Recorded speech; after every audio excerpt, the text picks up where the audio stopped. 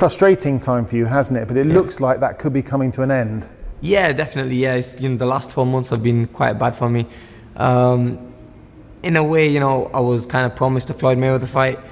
I was up against fighting Devin Alexander in December. I was told to not take that fight because, God forbid, I get an injury.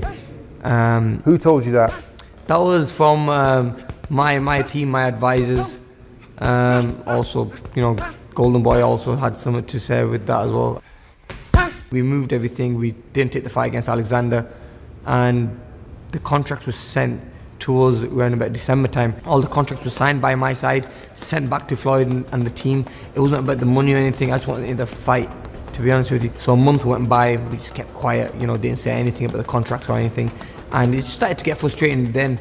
But then I find out, where he started looking at Maidana, because Maidana had a good win against Bruona. And then I find out that the fight's not happening between me and Floyd Mayweather, and we just have to move on to a different, to a different fighter, really.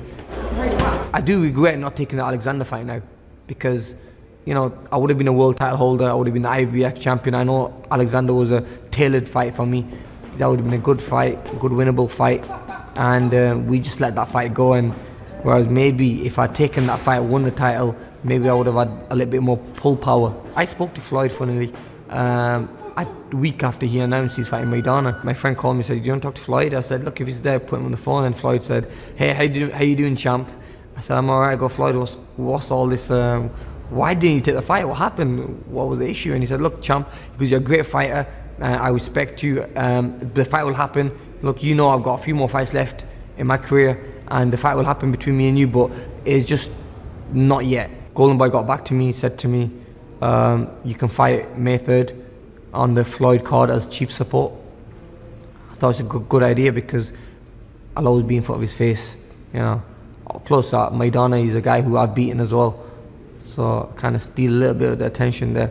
But we're just gonna see who we got next. There's a few names that they put to us, like Guerrero. There's Collazo. Guerrero is looking good. He's number 5 or number 4 in the 147 division. Then you've got Collazo, who had a very good win against Victor Ortiz, who knocked Victor out in the second round. So these are two good guys who are southpaw. I've not fought a southpaw since Zab Judah.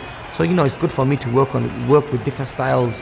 It's just gonna put it in my mind. If I do end up facing one of them two, I know what to expect.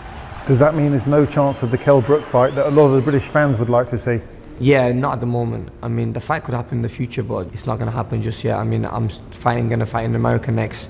I think it's a great opportunity for me still to fight on Floyd Mayweather's undercard as chief support. I need to, get my feet wet at 147.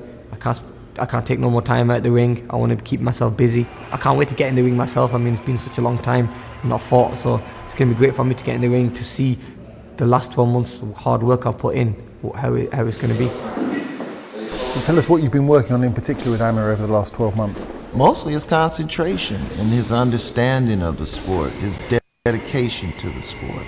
You have to have all these things intact before you can even get to the physical part of it, and his commitment to it. And he showed me that by coming to the Bay Area 3 times and staying a duration of several weeks each time. So that in itself allowed development time.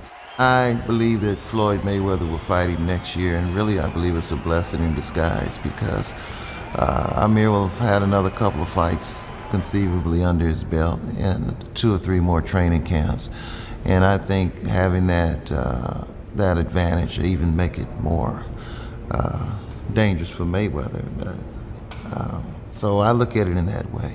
And Virgil Hunter's showing his commitment to you by leaving his California base and coming over to Bolton. Yeah, Virgil chose to come with me, spend 2 weeks in the UK, and we'll be going back end of the week.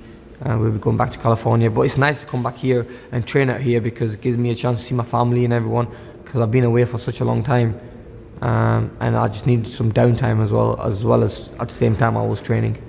It's incredible how long you've been boxing at world championship level. Do you still have the same motivation now as you did Definitely. when you were a 17-year-old fresh-faced kid looking to make a name for himself? Yeah, definitely. I'm still 100% pushing right to the top. I want to fight for them big titles again. I want to become a world champion again. I want to fight for that pound-for-pound title, and it's great, to have my name mixed with the likes of Floyd Mayweather, because that's just a motivation. So if you do get the Mayweather fight, perhaps later in the year, because he is running out of opponents at welterweight, tell us how you think you'll beat him. I mean, Mayweather's a great fighter, you know, and I think the way of giving Mayweather the biggest problems is speed, movement, explosiveness. I mean, you can't stand in front of him and wait for him. That's what most guys do, and they want to counter him.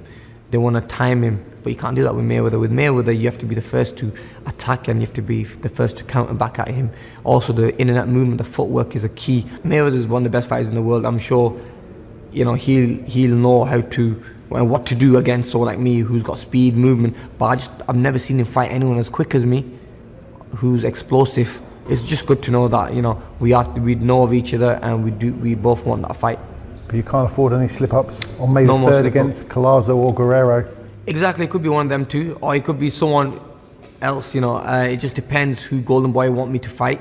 But yeah, whoever we fight, May 3rd, we can't slip up. I mean, it has to be a good win, and it has to be something that, you know, Floyd's going to be thinking, you know, I need to fight this kid because he's making a lot of noises.